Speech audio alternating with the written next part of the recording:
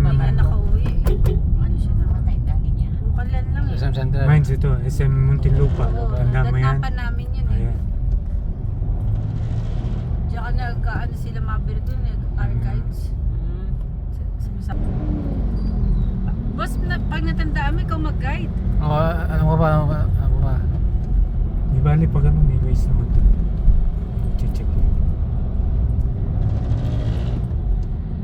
Ano pa naman to eh? Ano pala? Hindi pa tayo dumating sa...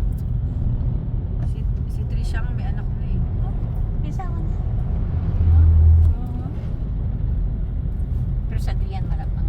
Wala, kawawa si Andres, siya yung shoulder lahat eh. Wala na, 30 na nga eh. Pero si Tricia, diyan sa mami niya. Si Trisha, pagka-graduate na, ano naman agad. Ito, school. Hindi mo nakatulong. Gusto katapos yun. Ay, sana man na tumulong muna sa nanay niya. Kaya na. Ay, para sa Kasi para gumaan naman yung ano ni Adrian.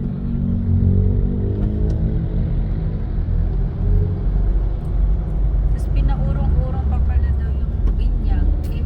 Hindi na naka-attend ng binyag na si Kuya Reggie. Ay, oo. Parang ilang araw bago January 30. Before na, 1 week before January 30. Namatay yung tatay niya. Naligaw na 7 nga rin years. kami nun eh.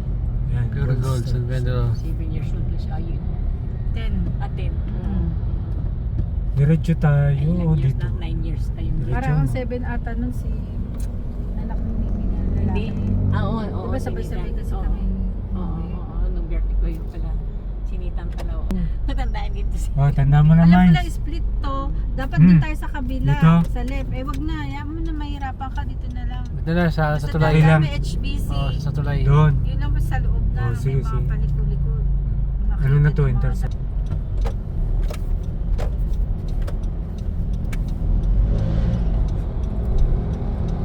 Ayan, Yung manok sa San Pedro, Oo, manok. Ito. Magkawin Dito pa tayo. rin niya pa yung San mga Pedro. Oo. Manok sa San Pedro. May itlog na yan. May itlog na. yan. Yan ang pala tanda na San Pedro na tayo. Oo, Baka na ni Mami yun ko yung rin. landmark. Yan. Oh, landmark eh. O province na to ye. Mm. Kila Mami Nimpa City. Doon Parang city pa iba-iba rin na eh. Ha? Hindi ba parang city?